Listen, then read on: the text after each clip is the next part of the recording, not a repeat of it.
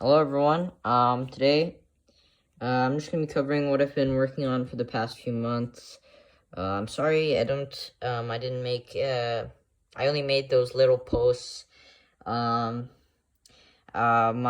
some of the staff in where I live got COVID, and I had to go. We had to disinfect everything and take precautions, did PCR testing, things. Anyways, it doesn't really matter. But now that hopefully I got everything out of the way, I can start working finally. And so yeah, we're gonna start discussing it. It all starts with the roughing pump. This is the pump that will get the most of the air out. And then usually you have like a secondary pump, which gets the last, molecules in the chamber. But this is the one that does most of the work, and it's a rotary vane pump. So this is quite cheap online, which means it's probably not the best quality, and I'm guessing these specs here over-spec'd. So yeah, and it's probably not going to last long. From my experience, like after a couple of runs, even when I changed the oil, maybe I just didn't maintain it right or something, but it just starts to the performance starts to go down. I'm not sure if it's just my pump in particular, or if I didn't maintain it right, but I think I think this is the problem. I kind of get less and less vacuum each time I use it. But yeah, here's the model number. It's a VP2100, 10 cubic feet per minute, ultimate vacuum, 3 times 10 to the negative 1 pascals. That's the operating voltage, 220. Just plugs in there, and it's 1 horsepower. So yeah. So this is where the air goes in, and this is the exhaust port.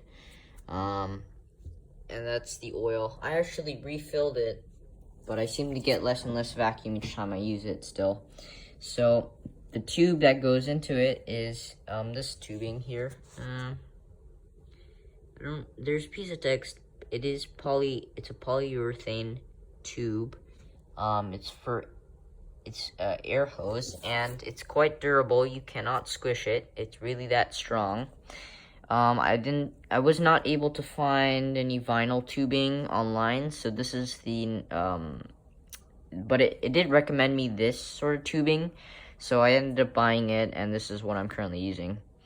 That's just this is a thing that I did on the lathe, so no new air gets in. I don't know if that really does anything, but yeah. Over here, it goes to this plumbing section, and I would love a 3-way ball valve.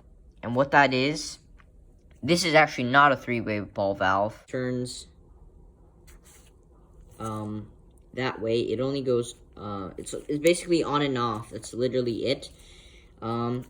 That's all a ball valve really is, but it won't turn anymore. The 3-way ball valve, if you can turn it again, and it'll actually isolate this part of the and it'll keep the vacuum, while this one will repressurize. You want to do that as soon as possible when you're done using the pump, or else the vacuum will be so strong that the oil will actually start to get sucked into the tubing. And the reason why I JB welded all these seams here is because if you haven't figured out already, I'm not really that rich, and I don't have all the expensive equipment most YouTubers use. I don't have a spectrometer to spray helium and see where the leaks are. I don't have an ultrasonic detector to find the little leaks. So yeah, I don't have the best equipment, and finding leaks would be too much of a hassle, so I ended up just permanently shutting all this. Now, we get to the chamber area, and there's a hose barb there going in here, JB welded.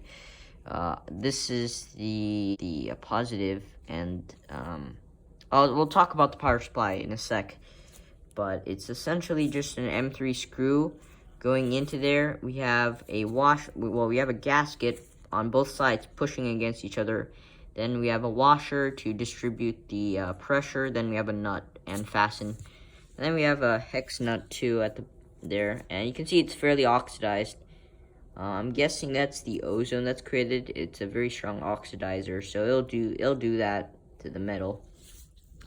So anyways, yeah, and then this is the gasket. It's a vine rubber gasket, and then this is the copper plate, and the negative gets attached to that.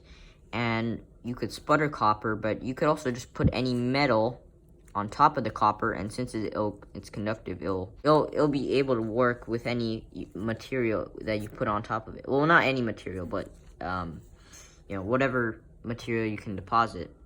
And then here we have two pieces of mahogany so that I can slide in the magnet assembly, which we will talk about in a few moments. So the electronics are pretty simple.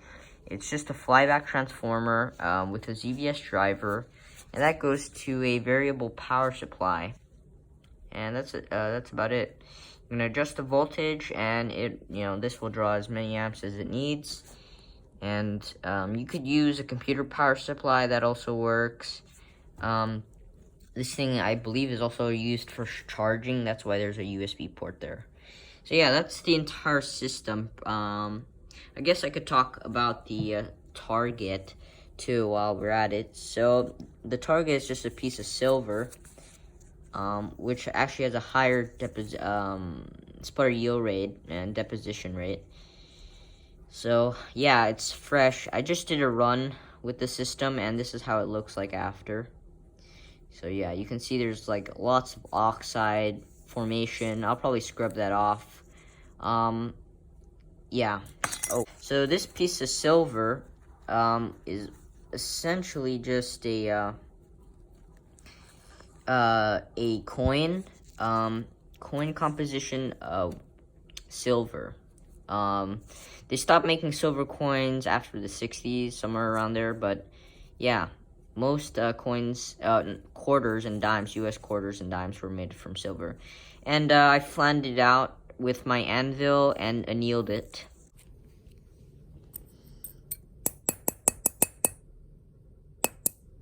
And it worked pretty well, I would say. It's quite flat. You want it to be as flat as possible, ideally.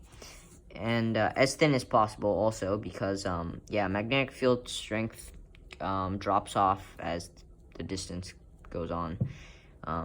Distance increases. So the vine rubber pieces here, this is vine rubber. This is the substrate holder. So all I do is I put the rubber here, and then I put a substrate on top like that.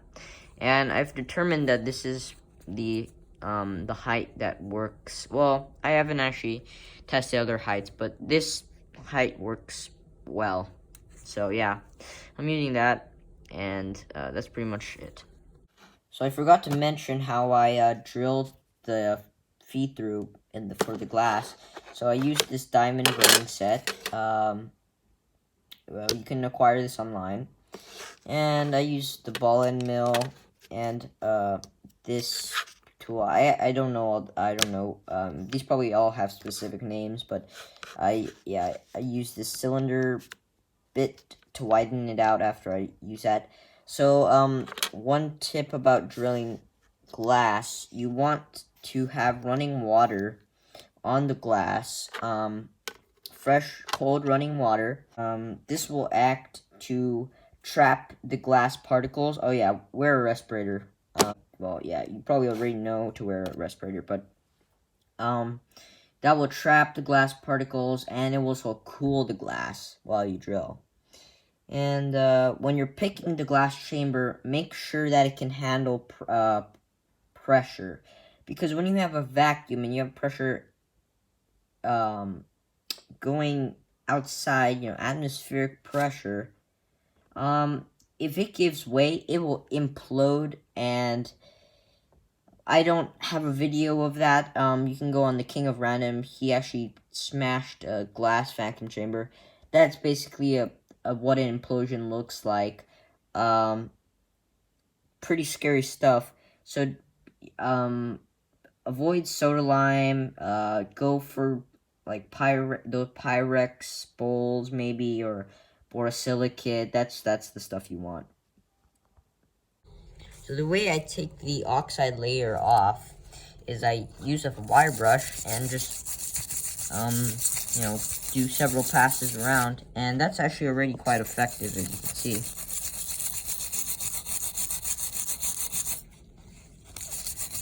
So, yeah, I'll just do this, and you can see there's also a layer on the other side, too. So, yeah, just repeat that. And then next, all I do is take a Scotch-Brite scouring pad, and it's basically just the final polish. And that's what I do. I do it on the other side. And this just ensures, that it's all clean. And that's pretty much good to go for another run right there. So yeah, very nice. Okay, so now we're going to talk about the magnet assembly. And the magnet assembly is what confines the plasma to the area where the substrate is at and where you want to deposit. And so here are the magnets. I'll just disassemble it there. So it's essentially just a outer neodymium ring magnet, and inside is a cylinder neodymium magnet. And it's on this galvanized steel plate. You can really use anything that's ferromagnetic, but this is what I'm using. This serves to act as a, basically, I think it improves the flux density, and also basically just completes the magnetic circuit. And how this works, I'm not the best at explaining, but you could probably find better videos and demonstrations. But basically, there's a magnetic field going sort of it's an M-shaped field, and you have a north-south or a south-north opposing pole configuration, and that will create the fields going in. So Ben at Applied Science has a better video at explaining this. I cannot explain it that well, but yeah, that's how it works. And that just goes on the this ruler here, and that allows me to have better mobility, so I can adjust the position. At the end here, we have a piece of steel, and this acts as a weight. Because I want the magnetic to push against the base plate of the vacuum chamber so that it sits flush, and so the magnetic field is stronger. I have a wooden separator here that I made made with my homemade lathe. I'll actually show you. This is the lathe I featured in another video, But yeah, so that's what I used to make the wooden spacer, and then I drilled the hole with the Dremel. Sometimes during runs, I put a white tech, around the chamber here. And the reason why I do that is because if the chamber's not sitting completely flush with the gasket, I don't know if anyone else has experienced this problem. I haven't seen anything similar online. But basically what happens is if you have like an area, let's say here, that's a little sticking up, of course this is exaggerated, it's not going to be that big, but if it's not sitting like perfectly flush, and you have a little gap where air can get in, basically what happens is when you turn on the vacuum, I think from just observation, this is what I think happens, is basically it'll try to compress, and then you have all that air rushing in, and what that does is when you have air rushing in, it'll just flip over whatever you have inside, and I have a video of showing that problem. So basically I use that white tech ring so that it will make it harder for the air to rush in. And that actually solves the problem. A design consideration when you're going to make your construct your vacuum system is you want to but just a general fact is you want to make your vacuum system tubing as wide and as short as possible. Now, this is less than ideal, and I actually did it the opposite way. I actually made it very, constricted like this, and very long, as you can see, which, yeah, I was not supposed to do that, but I didn't know at the time. I didn't know any better. Fortunately, though, this works. Barely works, but it does work. As you'll see the coatings, they're not good, but yeah, we'll cover that in a bit. But yeah, I think that's one factor that could have also made my system better. So, take that into account when you're designing your vacuum system. Well, now we will discuss the procedure for sputtering. It's quite simple. All I do is plug in the power supply and the vacuum pump to the AC outlet. Uncap the exhaust because we don't want the exhaust. Well, it's gonna pop if we don't. Uncap the inlet. Tube goes to the inlet. Then I take the hose clamp. I bring it up all the way here, and I use the ratchet to tighten. Then I usually glove up at this point in the process, and I use acetone.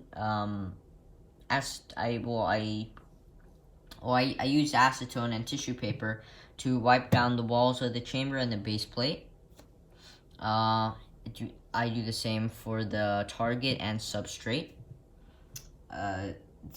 After that's been completed, I will turn on the pump and let it run for at least 30 minutes or more. After that, I will turn on the power supply, slowly ramp up the voltage, and try to reach the signature look of the plasma. Somewhere after 4 to 15 minutes has passed, I will take the coating out, and voila. When you're doing the cleaning stage, I just use regular tissue paper, but if you want to avoid organic contamination, and you want to go above and beyond, you can use a lint-free, fiber towel, and that will give up less of its fibers, so that should help. Alright, so now we're just gonna talk about the coatings and just a timeline of everything. So this is one of the first coatings I did, and very characteristic white oxygen nitrogen plasma, covered I don't know, that's probably a little more than 1/3 of the slide. Same thing here. These two, basically the same process, and both runs were pretty much identical, and they gave really the very similar results. These ones I think were at higher pressure, so they didn't develop as these ones. They didn't develop as good.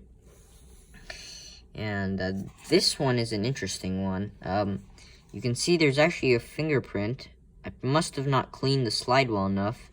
I think what's most interesting about this is it actually makes a pretty good mirror.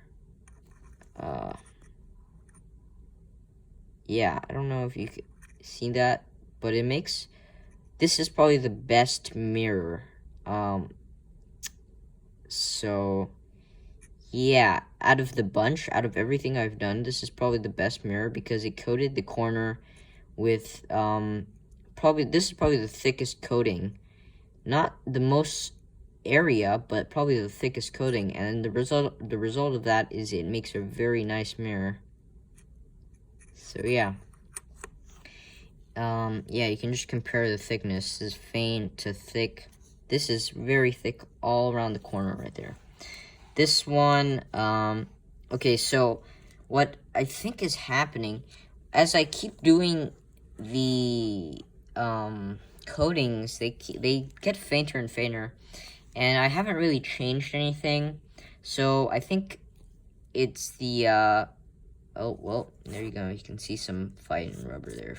Excuse the mess, I'm sorry, but, yeah, I think what's happening is just the cheap pump is not really doing a great job, and it's not, I wouldn't recommend buying a cheap pump, but, you know, that's all I could afford.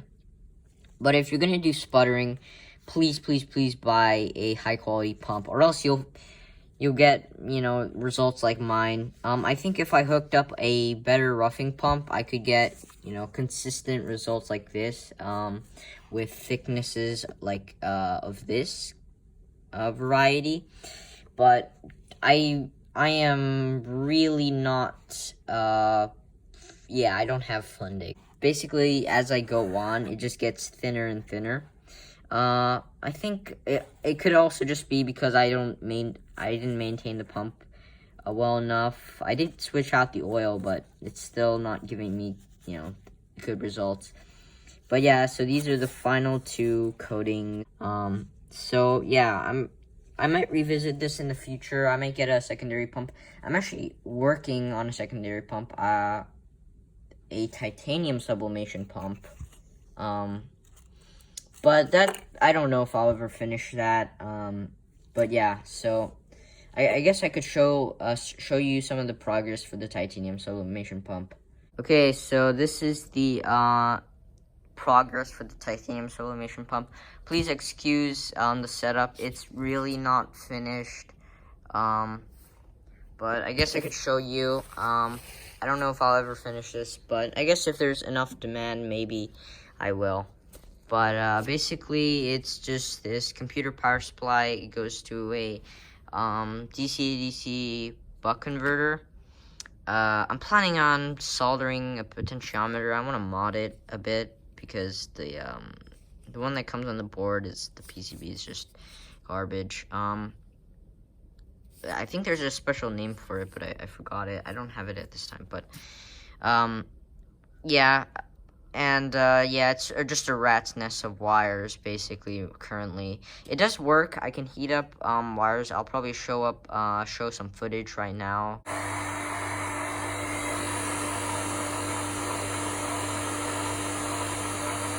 This is the heating element. This is what will heat up the filament. You basically just put it in between two nuts, flanges here, flange nuts, and here's a separate base plate that I built for it. I even drilled it, but unfortunately with my poor vacuum pump, I really cannot. Actually, I don't think I will be able to get this working unless I actually have a good pump. So unless I somehow get the money for another pump, I'm probably not going to work on this, which is a shame because I even built an entire table for it. I mean, okay, I guess I could put other stuff here. Yeah, this in itself is a pretty cool build. I don't think anyone really wants to look at furniture on this channel, but yeah, it's just a frame. I've got some supports under here. It's all screwed together. Got a, shelf here where I can put stuff and I can tuck away the cable once I'm done with it. All of that, but yeah, it's nowhere near done. If anyone wants to recreate this, here's the circuit diagram. I actually thought of plugging in a car battery, but I ended up using PCU instead. Oh gosh, it's catching. But yeah, I'll just cover the circuit here just really quickly. So you have the PCU, goes to buck converter, and negative goes to the black current wire, red goes to one end of your load, and then the other or the negative in this case, or yeah, but it's really just one end of the wire, and then you have the positive and the sense wire, and the positive from the buck converter. It goes to one clip. And yeah, that's pretty much it. At the back I have some, like, just rough plan. But yeah, that's essentially it.